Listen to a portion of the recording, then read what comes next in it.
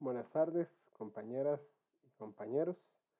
Mi nombre es Rolando Sánchez y voy a comentarles un poco acerca de la experiencia o proceso de acercamiento a la implementación de prácticas innovadoras para el aprendizaje en un curso de Química General 2. Este proceso de implementación de prácticas innovadoras es resultado de la participación en un curso de innovación en los procesos de enseñanza y aprendizaje impartido por el COLAB de las PAO afiliado a la Universidad de Harvard, en el cual participamos varios académicos de la Escuela de Química y bueno, de la Universidad Nacional también. La idea de esta pequeña charla es hacer una réplica de los conocimientos adquiridos y que implementamos de una u otra manera en nuestros cursos. Primeramente, vamos a contextualizar qué temas son los que yo voy a estar abordando, que son el tema de pausas activas, aprendizaje basado en proyectos y analíticas de aprendizaje. De cada uno de esos tres voy a comentar un poco su fundamento, qué fue lo que se realizó y finalmente haremos un análisis de los retos futuros de cada una de estas estrategias. Para poner primeramente un poco en contexto, el curso de Química General 2 es un curso que históricamente se ha impartido de forma magistral, como una clase magistral, independientemente de que cada uno de nosotros tenga sus diversas estrategias de mediación y vamos a ver, durante los últimos años hemos venido los diversos profesores y profesoras de este curso implementando estrategias de aprendizaje activo.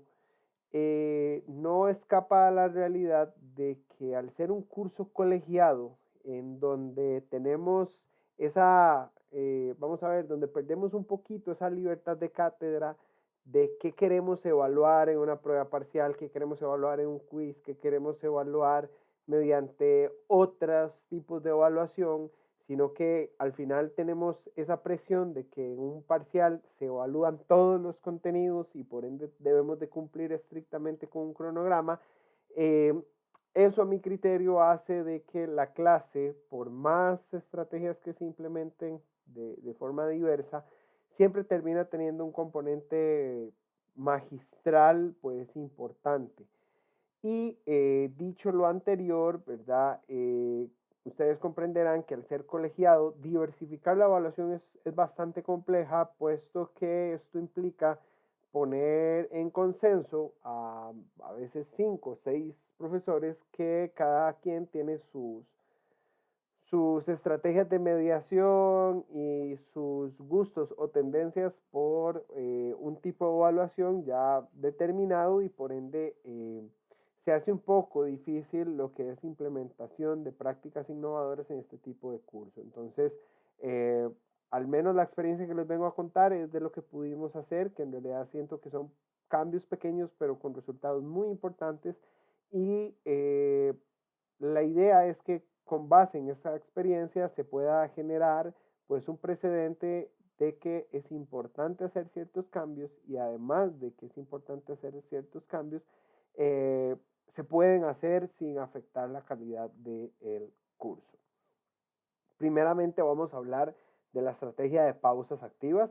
Me gustaría empezar contextualizándolos que las ciencias del aprendizaje o las diversas líneas de investigación en las ciencias del aprendizaje nos hablan un poco de algo que ellos denominan los tres principios basados en investigación. Dentro de estos tres principios basados en investigación podríamos resumir a lo que son clases fragmentadas o lo que denominan del inglés chopped lectures, el retrieval o recuperación de la información y contenidos y la mediación de la forma. Entonces, básicamente que las clases fragmentadas de lo que consisten o de lo que va esta técnica es que si yo planifico mi sesión con una clase magistral en donde parte de ella, no sé, 40, 50 minutos, la voy a dedicar a explicar una serie de conceptos, a explicar problemas, etcétera, yo debería de preferir no dar una clase de 50 minutos y luego dedicarla a ejercicios, sino que esa presentación de 50 a 40 minutos yo debería dividirla en 4 o 5 sesiones de 10 minutos y entre cada una de estas pequeñas sesiones yo dedicar un espacio de unos 2 5 minutos a hacer pausas activas. ¿Qué son estas pausas activas? Pausas en donde el estudiante de manera activa va a comenzar a generar procesos que le permitan recuperar la información que él acaba de obtener.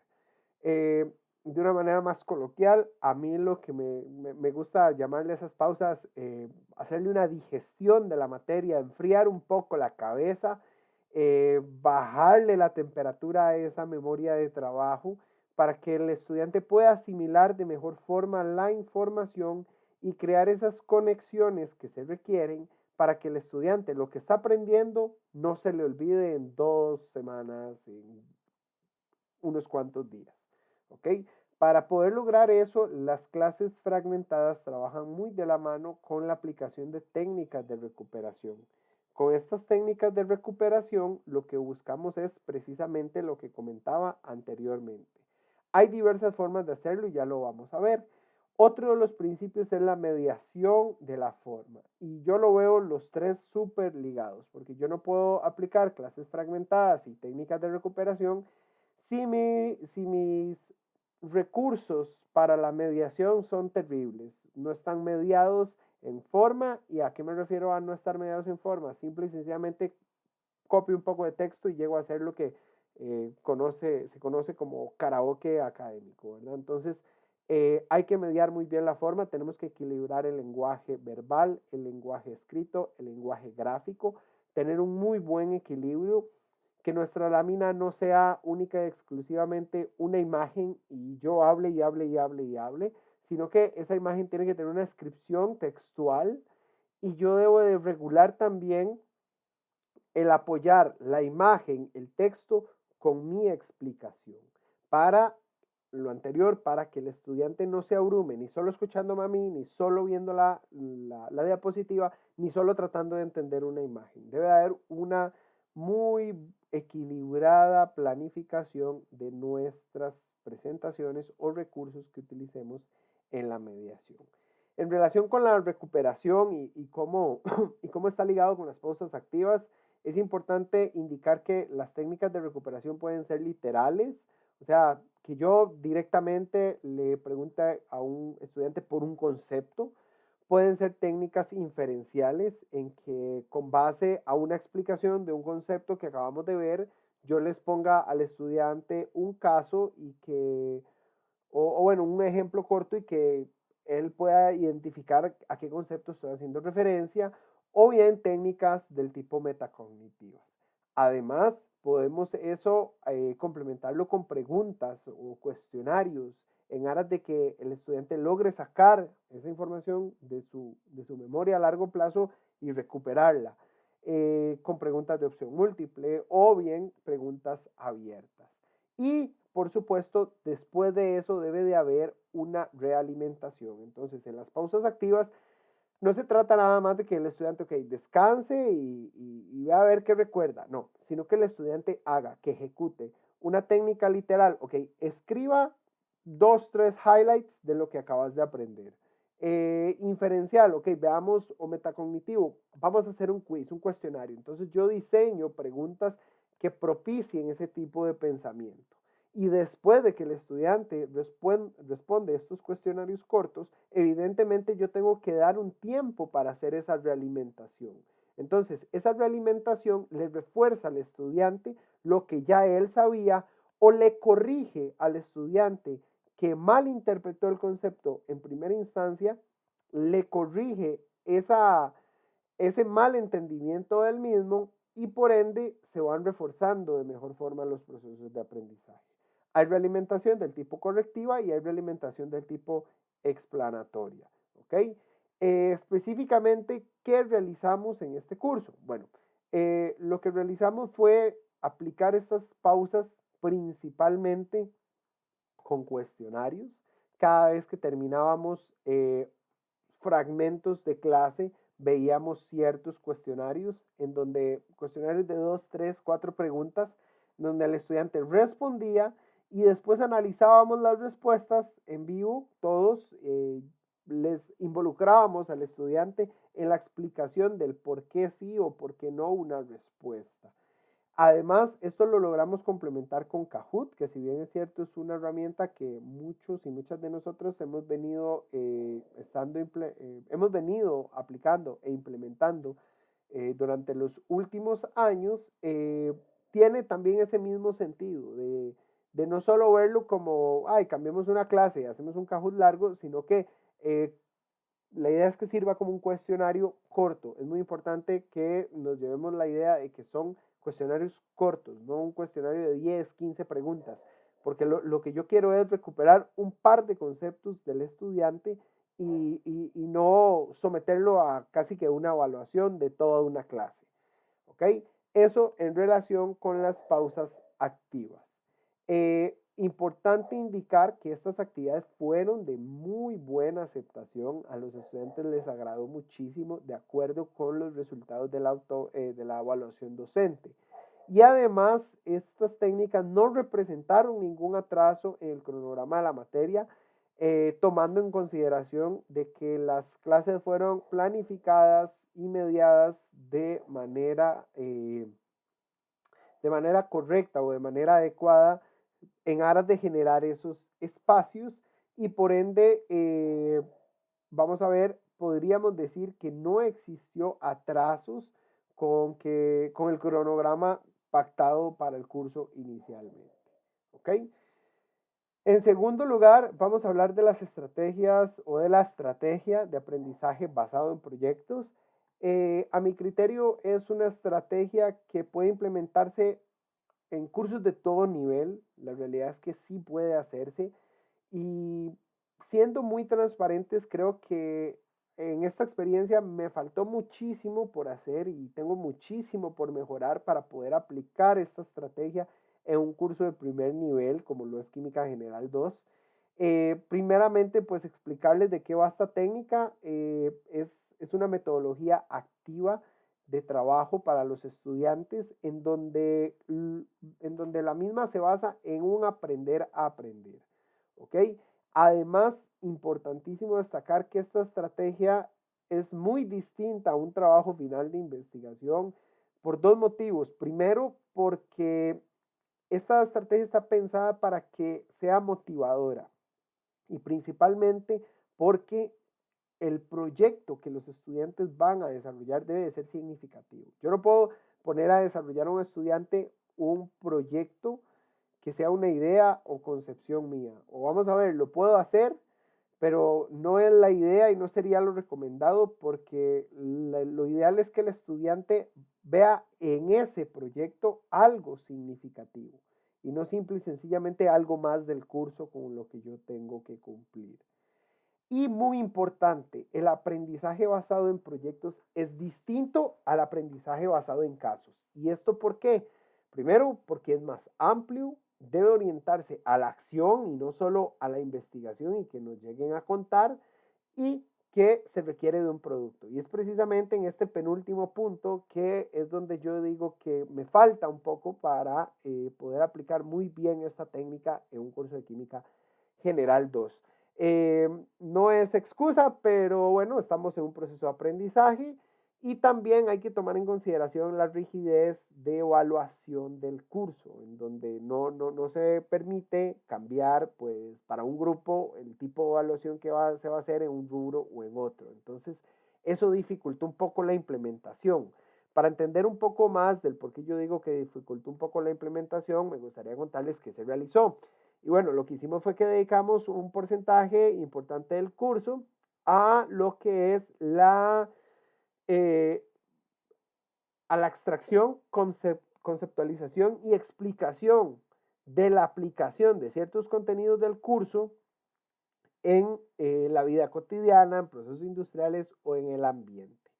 Esto, como les decía, implicó una modificación de la evaluación importante, estamos hablando de un 15-20%, fue lo que le dimos a este rubro, en donde las parejas de estudiantes tenían que hacer al menos tres 3 procesos de estos en donde ellos debían de buscar por interés propio, no por designación del profesor, temas que pudieran explicar con base en los conceptos del curso. Y es aquí donde ya me abro más a lo que les venía comentando, que muy transparentemente les digo que siento que me faltó un poquito más.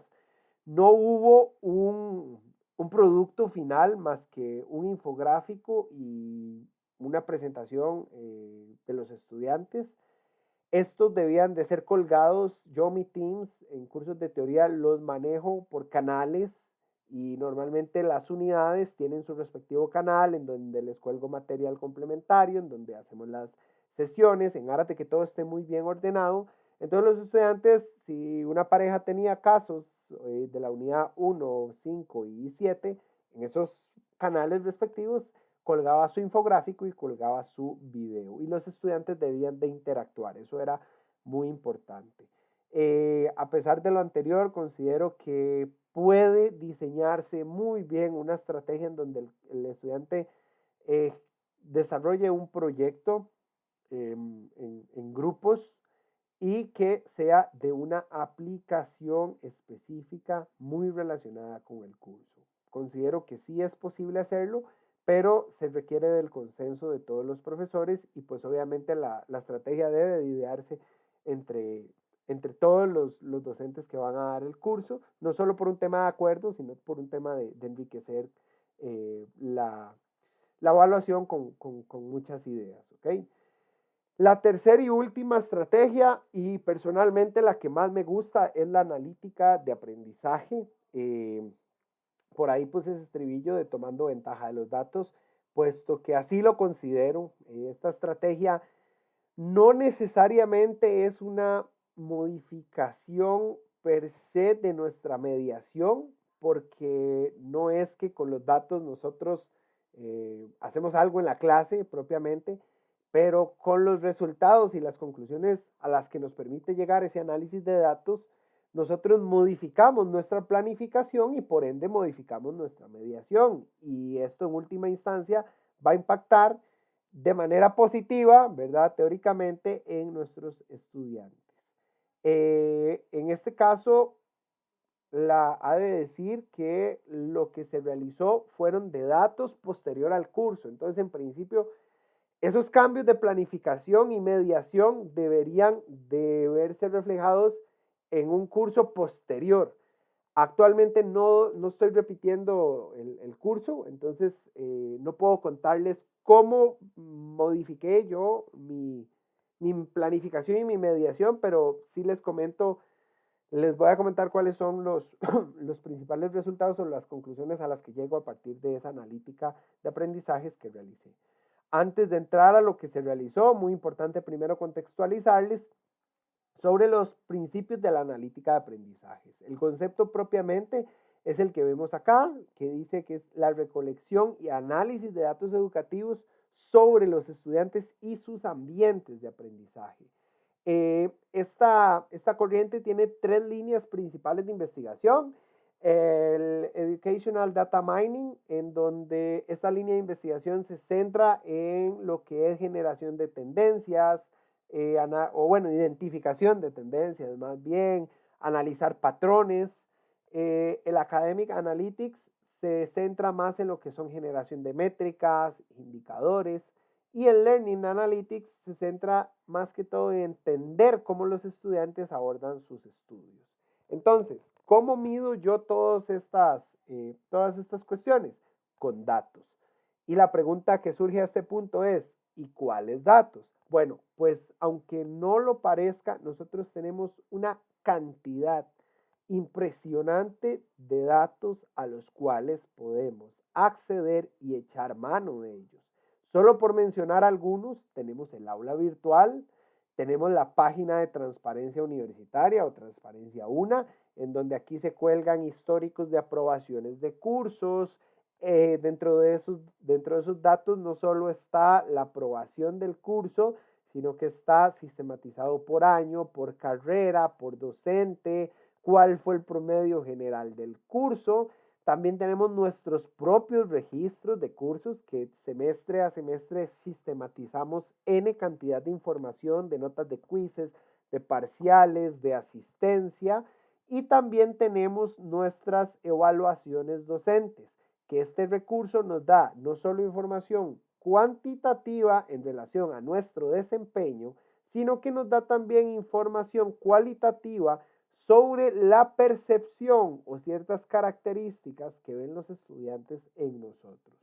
Entonces, esto puede complementar el análisis de datos que realizamos. Específicamente, quiero mostrarles 3 gráficos que realicé en diversas de estas líneas y con diversos objetivos y comentarles cuál era la idea de cada uno de ellos. En este primer gráfico lo que vemos es la distribución de notas en cada uno de los parciales de Química General 2. Ustedes imaginarán que obviamente esto lo realicé hasta finales del curso, ¿verdad? Sin embargo, lo hice para el primero y el segundo, cuando íbamos en medio del curso, con texto y paréntesis. Este curso del que nosotros participamos era paralelo al segundo semestre, o sea, del curso en donde implementé las estrategias, yo las estaba implementando sobre la marcha en las que lo íbamos aprendiendo. Entonces, también esto como contexto para que eh, se deje en evidencia que con muchísimo más tiempo de planificación se podrían afinar muchísimo más cosas y obtener unos resultados muchísimo mejores.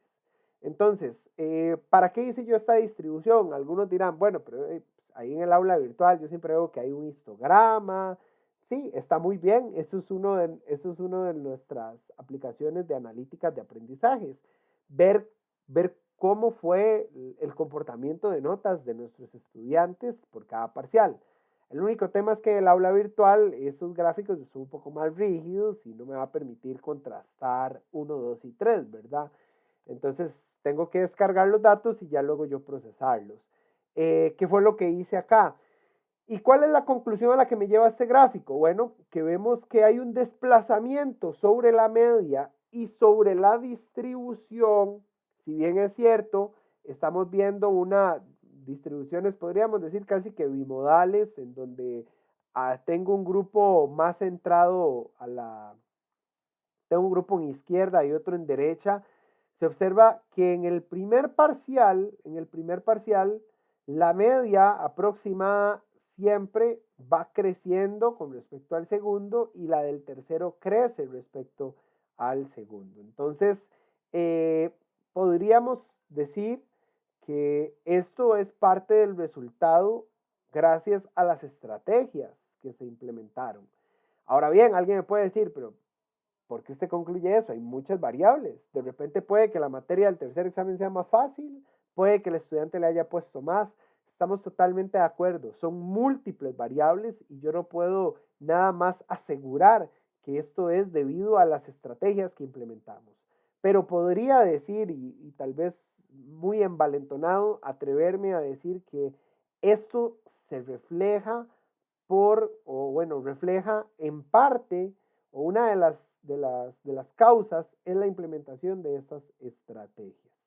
Eh, Queda a discusión y podría abordarse desde otros puntos de vista, no estoy en contra de ello, pero me gusta pensar que sí.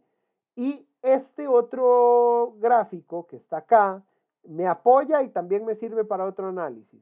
Primeramente voy a decir por qué me apoya, y es porque a los estudiantes se les hace una consulta sobre la percepción de esfuerzo en cada uno de los parciales.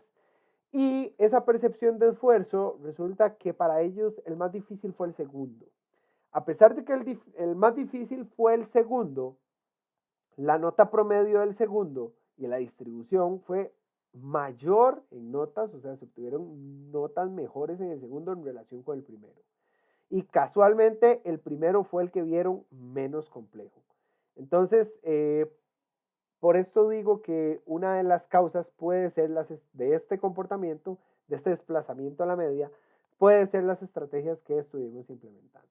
Ahora bien, ¿cómo abordan los estudiantes sus evaluaciones? vemos la distribución de notas en relación al tiempo de ejecución de la prueba.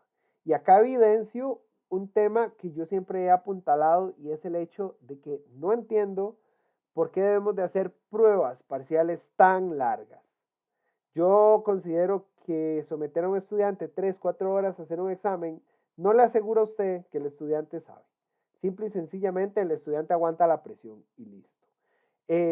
Con esto también evidencio que pruebas largas no aportan significativamente al aprendizaje de los estudiantes y además que podríamos tomar esto como base para que digamos en un futuro, ok, ya no vamos a seguir evaluando todos los contenidos de todas las unidades en las pruebas parciales.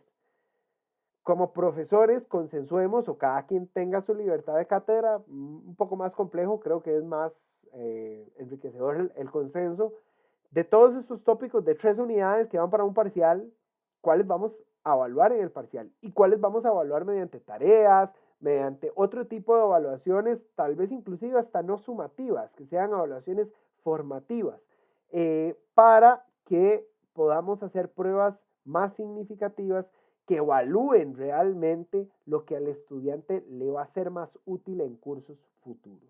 Ok, entonces en el parcial que duraron más fue en el segundo parcial y vean que hay una tendencia significativa a la baja, con una pendiente negativa, a la baja de relación con respecto a el tiempo de ejecución y la nota obtenida. Evidentemente hay unos que salen de esa tendencia, pero no deja de ser interesante ver cómo vemos que conforme más tiempo el estudiante tiende a tener menos calificación en su prueba parcial. ¿Ok? Y finalmente, aplicando o tratando de generar métricas e indicadores, se consultan datos de la página Una Transparencia y se decide hacer una comparación de cómo fueron los resultados en general de este curso propiamente en relación con los últimos 8 años. Y lo hago con los últimos 8 años porque esos eran los datos que tenía disponibles.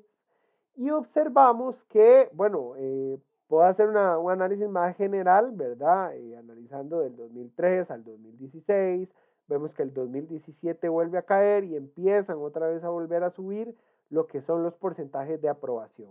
Pero me gustaría apuntalar que nuevamente esto creo que me sirve para apoyar un poco la conclusión a la que llegué inicialmente en este gráfico, y es el hecho de que el curso impartido se encuentra dentro de los primeros 3 con mayor porcentaje de aprobación, ¿ok? De los últimos 8 años, con mayor o más bien menor deserción que el curso con porcentaje de aprobación más alto y con un promedio general que supera el 7. ¿Ok? Porque hay otros que han tenido aprobaciones relativamente buenas, pero con promedios generales bajos. Considero que esta información es bastante útil y que se puede tener siempre como una métrica en diversos cursos de cátedra. Entonces, esto a lo que quiero llegar es que nos es bastante útil si quisiéramos estar implementando estrategias o monitoreando las estrategias que implementamos para mejorar nuestros cursos. Creo que la analítica de aprendizajes es bastante útil en este sentido. No solo entender cómo están aprendiendo nuestros estudiantes, sino que también cuál es la efectividad de las estrategias que estamos implementando. Que si bien es cierto, los resultados son muy multicausales, ¿verdad? No deja de influir lo que nosotros estemos haciendo y por ende podemos tomar esto como un indicador de éxito o deséxito de lo que estemos haciendo. ¿Ok? Para ir finalizando, me gustaría apuntalar estos 4 aspectos que considero que son retos futuros. Primeramente, el que debemos de normalizar totalmente, que debemos ser conscientes todas y todos que el alinear la planificación, la mediación y la evaluación es trascendental. Si no hacemos eso, nuestros cursos no tienen mayor sentido. Y esto lo digo porque no hay sentido que yo trate de hacer que un estudiante analice, explique, ejecute, implemente sus aprendizajes, que yo trate de formar al estudiante para eso, con la planificación y la mediación. Si estamos centrados en un curso colegiado, el cual la evaluación termina siendo algo memorístico. Si termina siendo una evaluación donde una tercera parte o hasta casi la mitad son preguntas de selección única, en donde mayormente esa selección única se limita, o bueno, se limita más bien a reconocer, a memorizar conceptos. ¿Ok? Otro aspecto es que debemos de, ya lo mencioné antes, creo, debemos de priorizar los contenidos a evaluar en pruebas parciales. Si vamos a seguir implementando pruebas parciales, debemos de ser conscientes de que no todo tenemos que evaluarlo en pruebas parciales. Ir haciendo ese pequeño cambio nos va a ir ayudando a entender de que las pruebas parciales no son la mejor evaluación, de que hay otras técnicas de evaluación que pueden ser hasta más útiles que una prueba parcial. Más útiles en el sentido de que el estudiante aprenda mejor cuando estudie y de que nosotros de verdad podamos constatar que el estudiante sabe, porque el hecho de que un estudiante me resuelva un problema, me haga una resolución de un problema, no me demuestra que el estudiante sabe. Me demuestra simple y sencillamente que el estudiante aprendió a identificar un mecanismo de resolución de un problema. Entonces, a veces ahí hay ejercicios publicados súper interesantes, por ejemplo, el del doctor Eric Masur, en donde muchas veces el estudiante el tema conceptualmente no lo entiende, pero muy extrañamente se le pone a resolver un ejercicio matemático de ese concepto y el estudiante lo hace. ¿Por qué? Porque identificó un mecanismo o sabe manejar una fórmula. Y considero que eso no es lo que queremos para nuestros estudiantes. Debemos dar también más importancia a los trabajos colaborativos. Tengo muchísimas oportunidades de mejora para seguir aplicando el aprendizaje basados en proyectos, pero si de algo no tengo duda es que he aprendido y he visto que los estudiantes cuando trabajan en grupos aprenden mejor, porque cuando ellos tienen una duda, entre ellos la inhibición es menor y tal vez entre ellos logran explicarse en un lenguaje más familiar para ellos mismos. Entonces, los procesos colaborativos son importantísimos, también pensando en esas habilidades que demandan ahora los mercados. Y como punto final de estos retos es que debemos dar más y mejor uso a la información que actualmente tenemos. Personalmente a mí el análisis de datos me gusta un montón y creo que tener tantísima información es muy útil para poder identificar esas tendencias, poder generar esas métricas o indicadores de ver cómo vamos, si lo que se hizo un año fue útil o no fue útil, y también entender cómo aprenden nuestros estudiantes, qué tanto uso hacen del aula virtual, cuánto tiempo duran por recurso visitado. Toda esa información nos da el aula virtual y aplicando esta herramienta analítica de aprendizaje podemos sacar muchísimo provecho de ella. Y ya para finalizar, en cuanto a mí como docente, las principales lecciones aprendidas es que pequeños cambios tienen implicaciones importantes. A veces yo he escuchado o a veces uno mismo se ha dicho, no, ¿para qué va a cambiar eso? Si no va a ser significativo. Claro que va a ser significativo. Este, el fragmentar estas clases y darles esos espacios me llamó poderosísimamente la atención, me llamó mucho la atención cómo a los estudiantes no solo les gustó, sino que les ayudó a comprender mejor la materia. Tener esos ligeros breaks en donde no son breaks de relajación, sino que son activos. Ellos están reforzando su conocimiento. Eh, de manera empírica, me di cuenta que estaba implementando, bueno, vamos a ver, me di cuenta que de manera empírica estaba aplicando algunas estrategias que las que estudiamos en este curso y con esto quiero este, vamos a ver, lo veo como lección aprendida porque yo soy consciente de que en la escuela tenemos muchísimos eh, compañeros y compañeras de alto nivel docente que tienen prácticas docentes excelentes, que son muy buenos y buenas académicas y que sus cursos son súper buenos y que los estudiantes los buscan y demás. Sin embargo, y bueno, y que nosotros también pensamos o tenemos la sensación por lo que los estudiantes nos dicen, por los resultados de nuestras evaluaciones académicas y demás, de que hacemos las cosas bien. Sin embargo, yo creo que siempre hay que tener esa humildad o hay una frase de Richard Feynman que me gusta un montón y es que si uno se atreve a enseñar, nunca debe dejar de aprender. Y a pesar de que tengamos los años que tengamos de estar involucrados en docencia, a pesar de los grados académicos que se tengan, eh, si no somos expertos en pedagogía, considero que es súper sano estarnos capacitando en técnicas pedagógicas. La experiencia vale un montón, claro que sí, tanto en los años de docencia como en sus áreas, no digo que no, pero estos refrescamientos con estas capacitaciones docentes son importantísimos. ¿Por qué? Porque, como lo decía, me di cuenta que de manera empírica estaba aplicando algunas estrategias, pero en esa práctica empírica me di cuenta que podía mejorar ciertas cosas y al mejorarlas pues voy a obtener mejores resultados.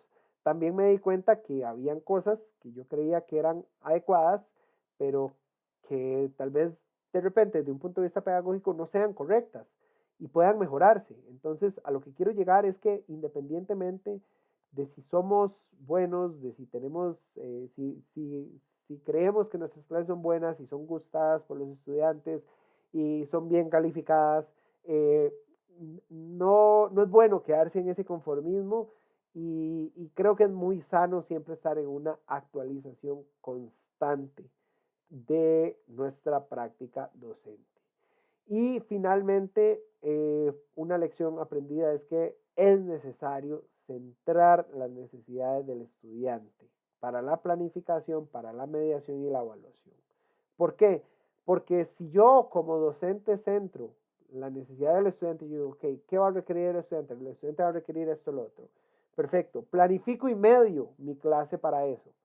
Pero en la evaluación no va centrada a eso, no tiene sentido. Y alguien dirá, bueno, pero es que usted hace la evaluación. Sí, probablemente un curso en el que yo tenga la libertad de cátedra, puede que seamos conscientes y lo hagamos de esta forma. Pero el reto está en cursos colegiados. Los cursos colegiados deben de servirnos como lección de que debemos de tener un mayor consenso entre todas y todos y que no necesariamente todos los contenidos deben de evaluarse en pruebas parciales. Porque hay muchísimos tipos de evaluaciones alternativas muy útiles que podríamos estar utilizando y que al estudiante le podrían estar sirviendo bastante para priorizar sus aprendizajes y tener más o menos peso en los que sean más o menos relevantes para sus carreras en específico. Espero que esta pequeña charla les haya gustado. Agradecer el tiempo para las personas que hayan visto este video y los demás de las compañeras y compañeros y pues cualquier duda, comentario, consulta, estaría bastante feliz y agradecido de recibirlas. Saludos cordiales.